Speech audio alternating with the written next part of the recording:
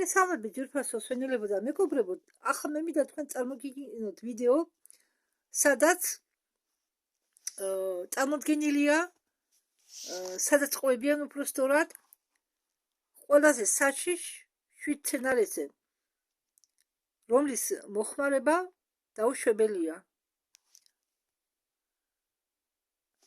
მაშ დავიწყოთ. ეს ვიდეო წარმოადგინა არხმა სკრიტი სად, ანუ ფარული ბაღი. სკრიტი სად. და ვიდეო ატვირთულია 21 თებერვალს. ერთ-ერთი საშიში სცენარესგან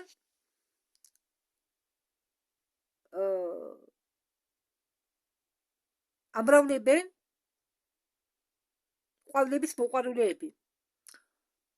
ხო, ეს ერთ-ერთი ყველაზე საშიში სცენარე არის ოთახის სცენარე, მაგრამ ისინი, ვისაც აქვთ ეს სცენარე, არც კი ხვდებიან იმას, თუ რა საშიში სცენარე აქვთ სახლში. ხო, ძალიან ბევრი სცენარე ყვავილები იყიდება და გამყიდველმა არც კი იცის, რომელი სცენარეა საშიში, რომელი არა, და თუ იცის, რომ სცენარე საშიშია, არ აფრთხილებს ყიდველს თუ როგორ უნდა მოექცეს ამ სცენარეს, იმისთვის რომ არ დაზარალდეს, რადგან ბევრი ახლა მე არ მაქვს საუბარი რუსეთზე და ევროპის ქვეყნებზე, მაგრამ საქართველოში კი ახლა თუ ყიდიან სპეციალური სათბურებიდან, სადაც ამრავლებენ ყვავილებს და სხვადასხვა სცენარეებს და ცოდნი აკეთებს ამას, მაგრამ მაგალითად ზუგდიდის ბაზარში ან ბაზართან იმდენი ყვავილები იყიდება, შხამიანით რომ იყოს, ვინ გეტყვის ამას. ხალხი უბრალოდ ვაჭრობს ყვავილებზე, ნერგებზე, ყვავილის ნერგებზე, რადგან ძალიან ბევრი ყვავილი, შხამიანი ყვავილი იყიდება დღემდე, თუმცა ისინი, ვინც ამ ყვავილებს ამრავლებს და ყიდის, არიან საქმის ყურში და მშვენივრად იციან თუ რა ზიანი შეუძლია ამ სცენარეებს მიაყენონ ადამიანებს. ჩვენი სიის სათავეში დგას ყვავილი ოლეანდრი. ოლეანდრი ყველგან იზრდება ეზოებში. მე ერთი პერიოდი მაგას ვაგროვებდი როგორც სამკურნალო სცენარეს და სხვათა შორის ეს ოლეანდრე გამოიყენა რამამ იმისთვის, რომ თეთრკანიანების სიკვდილი შეეჩერებინა, როდესაც სკიფიელები და ჰიპერბორეელები დასაჯეს. მათ სპეციალური დაავადება გამოუგზავნეს, ვირუსი, რომელიც აზარალებდა მხოლოდ თეთრკანიანებს, იქ იმ სლავიანებს, რომლებიც იმ მომენტში ცხოვრობდნენ ციმბირის ტერიტორიაზე, ურალზე. და მე ვსვა დაყენებული თავს ეს ვაყენებდი ამ სცენარეს ხარშავდი და ვსვამდი, მაგრამ შხამიანში რატო შედის არ ვიცი. ნახოთ აბა. ოლეანდრე როგორ გამოიყურება, ეს სინამდვილეში ბუჩქია. ხის ხელა იზრდება, ისეთი დიდი ბუჩქია. არის თეთრი ოლეანდრე, არსებობს წითელი ვარდისფერი ოლეანდრე. ხო, წითელის არსებობს და ვარდისფერის და თეთრის სამნაირი ოლეანდრი არსებობს და მოგრძო ფოთლები რომ გაჩვენო. ოღონდ ბუჩქად იზრდება, დიდ ბუჩქად. თან ეს სცენარე ამტანია, მაღალ ტემპერატურებს იტანს, მაგრამ ყოველი ნაწილიო ამ ყვავილისა შხამიანი არისო. მე რატო არ მომკლა? მე დანალევი მაქვს ეს. ოლეანი შეიცავსო ძლიერ ტოქსინებს, გულის გლიკოზიდებს. ეს ნივთიერება, ახალაც მე ჩამოვთვალე, გულის გლიკოზიდები გამოიყენება პრეპარატებში, რომლითაც კურნაվել ავადმყოფებს გულის დაავადებებით. ხო, მართალია, მედიცინაში დოზა კონტროლირებადია, მაგრამ ოლეანდრის ერთი ფოთლით კი შეიძლება აღმოჩნდეს შხამიანი ბავშვისთვის. შინაური ცხოველებიც შეიძლება დაიშხამონ ამ ყვავილისაგან. და სიმპტომები შემწავლისა არის გულის რევა, გულის რიტმის შენელება და შეიძლება შეჩერებაც და შეიძლება სიკვდილითო გამოიწვიოსო, მაგრამ მე კიდევ ვამბობ, რომ ეს ორიანდრი მე ამას ვაგროვებდი 90-იან წლებში და ვახმოვდი და ამას ვიყენებდი. დიდი დოსით არა, მაგრამ ხოლმე წიგნი მაქვს 2 ტომეული, სადაც ყველა ეს მცენარე, ეს ორიანდრეც არის შიგ მოყვანილი. მეორე მცენარე, მეორე სიაში, მეორე რიგი მდგარი მცენარე არის ნაპრესტიანკა. ახლა ნახავთ ქართულად რა თარგმანი აქვს ამ ყვავილს. ხო, ჩვენ ფარმაკოლოგიაში მე რომ ვსწავლობდი საერთანოზე, ფარმაკოლოგიურ წიგნში ეწერა ამ მცენარისგან, რომელიც ლათინურად ჟღერს როგორც digitalis purpurea, ანუ ნაპრესტიანკა პურპურნაია. ქართული თარგმანი რო არა? ქართული თარგმანი ვერ ვნახე მაინც.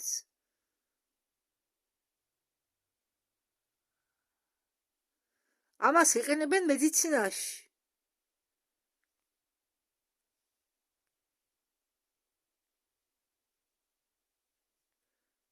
ხო, ერთი წუთით ნახე. ქართულად ახლა ძლივს მოვძებნე და თურმე ნაპრესტიანკა ყოფილა ტყის სარო. ახლა განახებთ როგორ გამოიყურება. ეს არის ნაპრესტიანკა, ანუ ტყის სარო. ეს ყვავილი მგონი მე შემხვედრია, მაგრამ ეს თუ ტყის სარო იყო, არ ვიცოდი. ეს არის ტყის სარო. აი რა ფერის ტყის სარო არსებობს? ისამისფერი, თეთრი, ვარდისფერი. ეს არის ფერები, ტყის საროსი. ეს მცენარე იზიდავს ჩიტებს და ფუტკრებს. ეს ტყის სარო შეიცავს შენაერთებს, რომლებსაც უწოდებენ გლიკოზიდურ დამავიწყდა იქეთ. დამავიწყდა. რაღაც გლიკოზიდებს. მაპატიეთ. ხანდახან მემართება ასე. ხო და რატომ აღმოჩნდა ეს მცენარე, ამ მცენარის პრეპარატები, ამ ნაპრესტიანკის პრეპარატები ფარმაკოლოგიის წიგნებში, რადგან მედიცინაში მას იყენებენ პატარა დოზებით გულის უკმარისობის დროს. გულის უკმარისობის სამკურნალოდ. მაგრამ ველურ გარემოში გასვლით მცენარეში ეს დოზა, ამ დოზის გაკონტროლება შეუძლებელია და ძალიან სარისკოა. ხო და ამ მცენარის გამოყენებამ შეიძლება გამოიწვიოს გულის რევა, უბრალოდ გულის რევის შეგრძნება, გულის რევა, არითმია, კურჩხვები ან გულის გაჩერება. მით უმეტეს ამ ყვავილს ბავშვები არ უნდა გააკაროთ, რადგან შეიძლება ბავშვები დაიღუპონ. ამ მცენარის გამოყენება მედიცინაში დაიწყეს მე-18 საუკუნეში, რადგან ეს მცენარე ამაგრებს გულს, მაგრამ ისევ მინდა გავემიორო, რომ აუცილებლად უნდა დაიცვათ დოზა. შემდეგი სიაში მესამე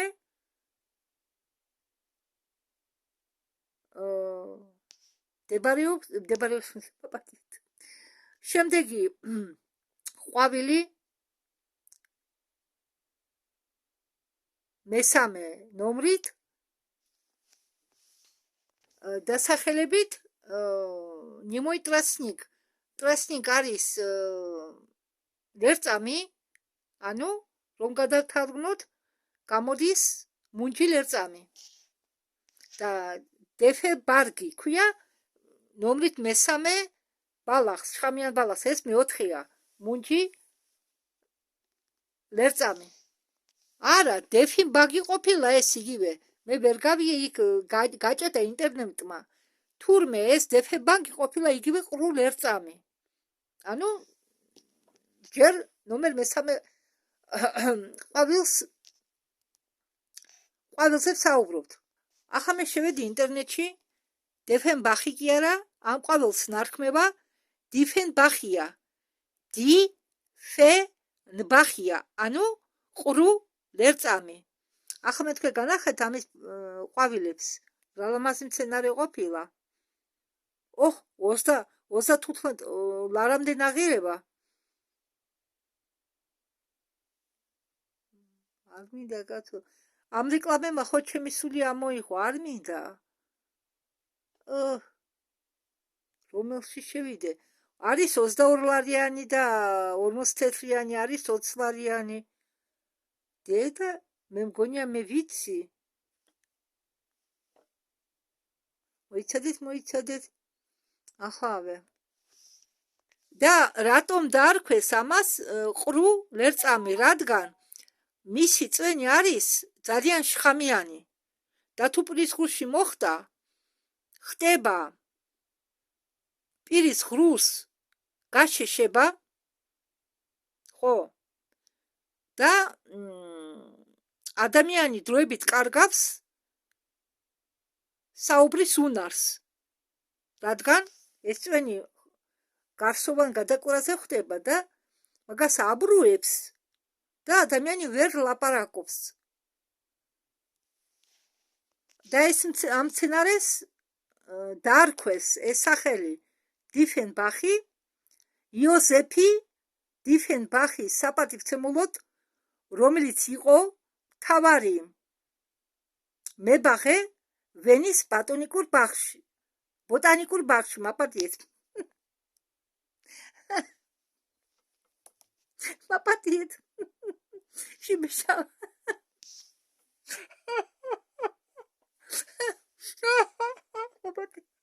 აი დედა. და ეს ამის წვენი ამ ყრუ არა კაცო.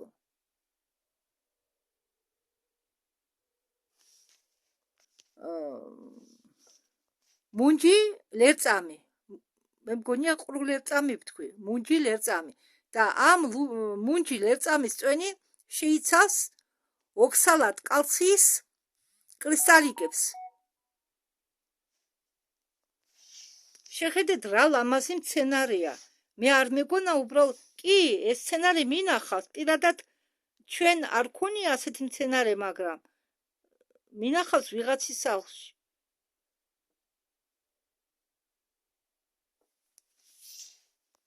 შემდეგი მცენარე. შემდეგ ამ შხამიანი მცენარეების სიაში მეოთხე ნომერი არის პალმა. და დიდი პალმა კი არა, პატარა პალმები რომ იზრდება, პალმის მაგვარი, პალმას გავს ისეთი მცენარეები. ახლა განახოთ მე ამ მცენარეს. საგის პალმა. ეს არის მინიატურული პალმა, გამოიყურება როგორც მინიატურული პალმა. და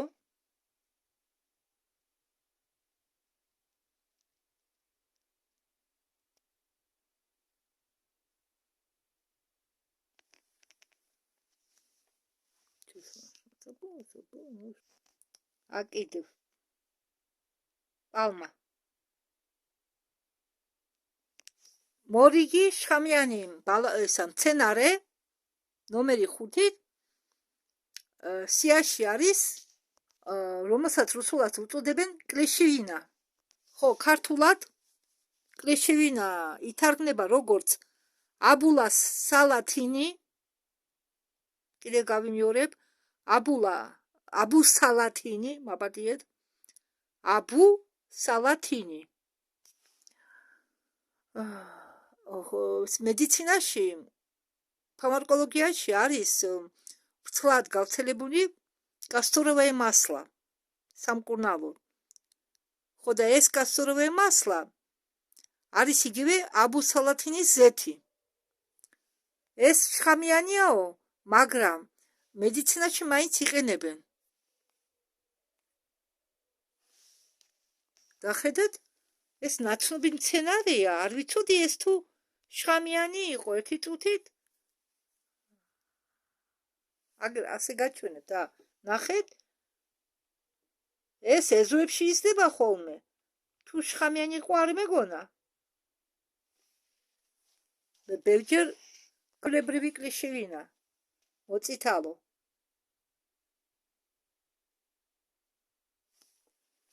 მართლა ამ მცენარის თესლები შეიცავენ ტრიცინს. ეს კი არის ყველაზე სასიკვდილო შხამი. რიცინი იმდენად ტოქსიკურიაო, რომ მცირე ნაწილიც კი აკარგვინებს თქვენ ორგანიზმს უნარს გამოიმუშავოს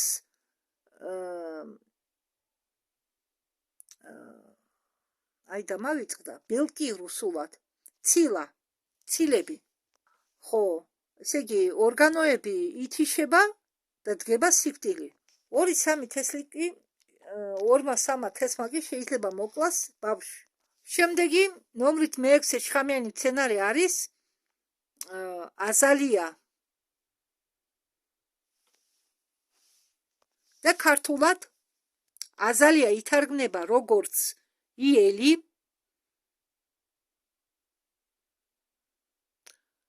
ხო და ეს დასახელება აგრეთვე მიეკუთვნება როდოდენდრონებს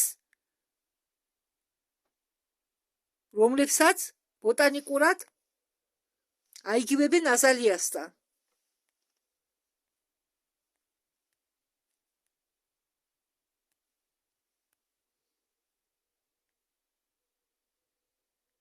ხო და ოფიციალურად ბოტანიკურ კლასიფიკაციაში აზალია ცნობილია როგორც როდოდენდრონი.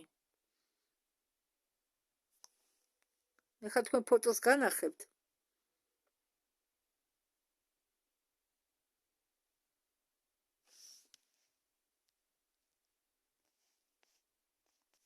შეხედეთ, რა ლამაზი ყვავილია. რა ლამაზი მცენარეა.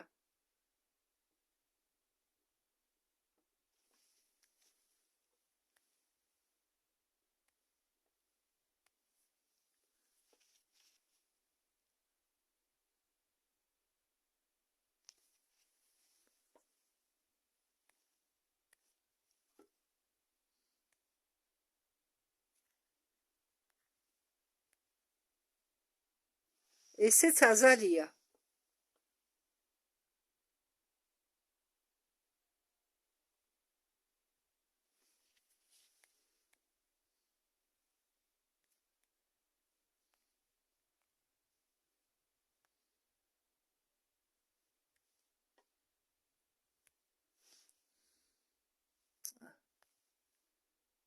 მაპატიეთ განახებთ ახლა.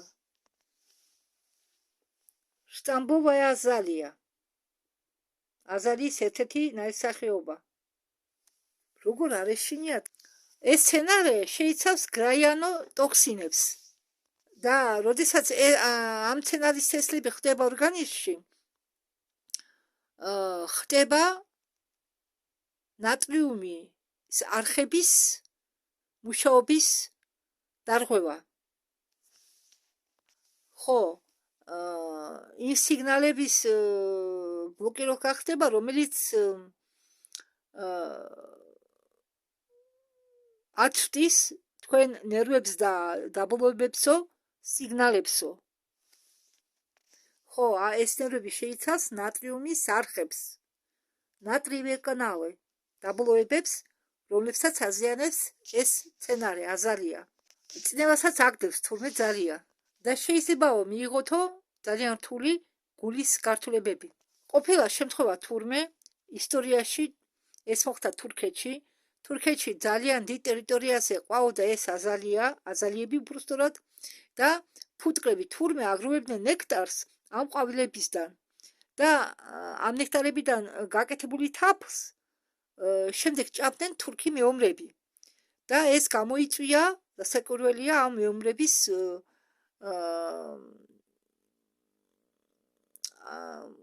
დაზარალება და ალბათ სიკვდილიც, იმიტომ რომ ძალიან საშიში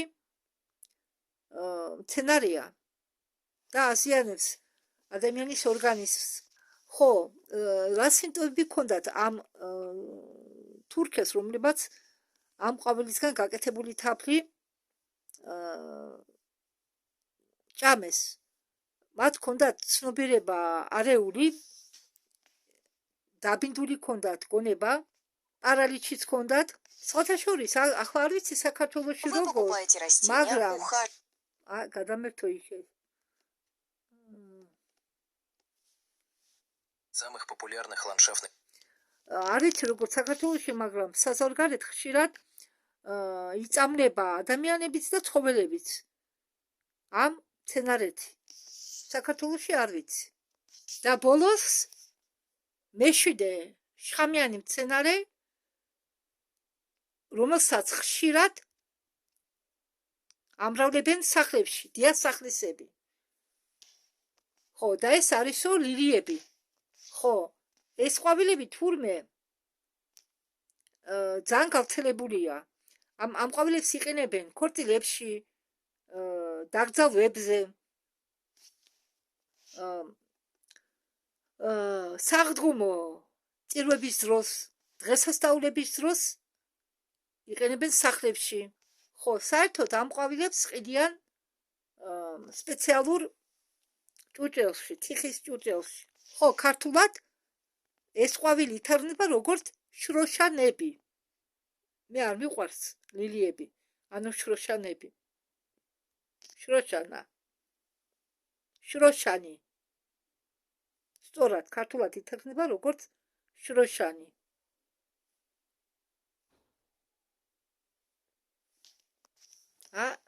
შროშანა.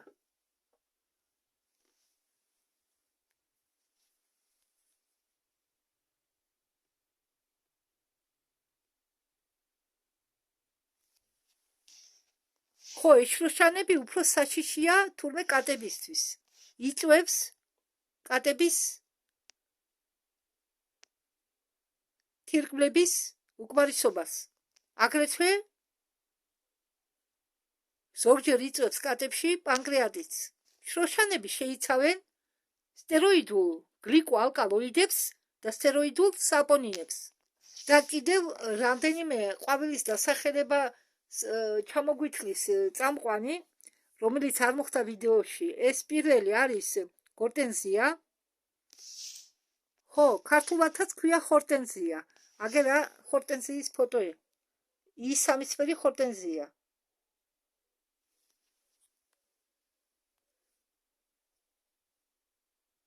ესეთ ჰორტენზია. მე ძალიან მომწონს ეს ყვავილები. აგერ ფერადი ჰორტენზიები. ой, მაპატიეთ.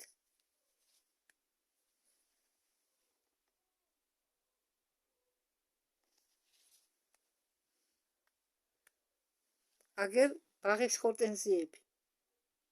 მე არ ვიცოდი ამას თუ ჰორტენზია ეთქვა. და ასე შემდეგ. მაგრამ ბუტონები და ფოთლები შეიცავენ შხამიან ქიმიურ ნივთიერებებს. და რა დროსაც მაგალითად ეს ნივთიერებები ხდება ორგანიზმში, თავისუფლდება ციანიდი. ციანიდი კლავს ადამიანს საერთოდ. ხო, ახლა რომ სიხდილამდე მიიყვანოთ თქვენი ორგანიზმი, დიდი რაოდენობა საჭირო ამისთვის, მაგრამ ცხოველზე რასაკვირველია უფრო დიდ გავლენას ახდენს. ცხოველებზე და ბავშვებზე. აკანიდი ან რუსულად აკანით ილიბარიეც.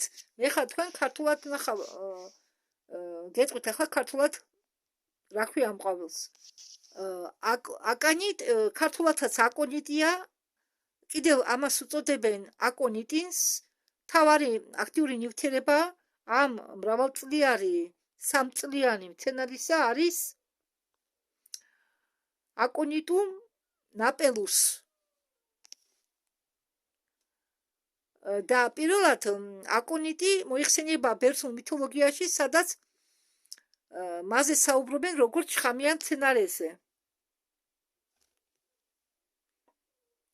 ხო, თუ ადამიანი მოიწამლა ამ ყვავილით, სიკვდილით დგება, სუნთქვის პარალიჩის გამო და გულის გაჩერების გამო.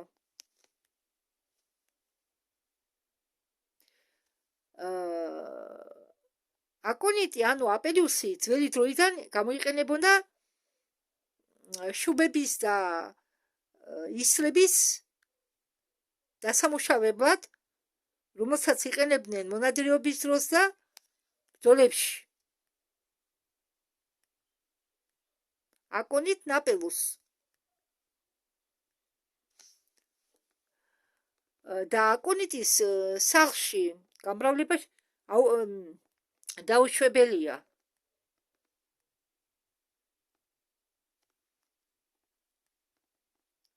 და რასაკვირველია, არ უნდა შეისუნთქოთ ამ ყვავილების არომატი. ეგიც სხვადასხვანაირი ყოფილა, ასეთი ისამისფერი აკანიტი.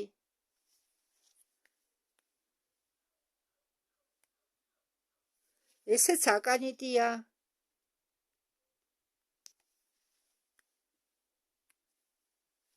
ესეც აკანიტია.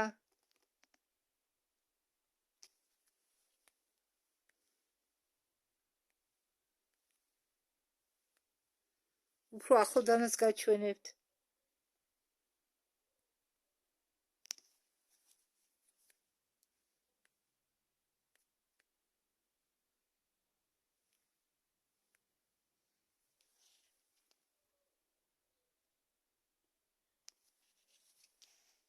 და ბოლო მცენარე ფილოდენდრონები.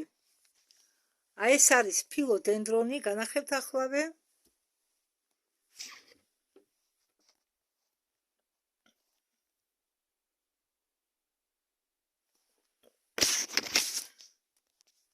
ესეც ფილოდენდრონის ნაირსახეობაა.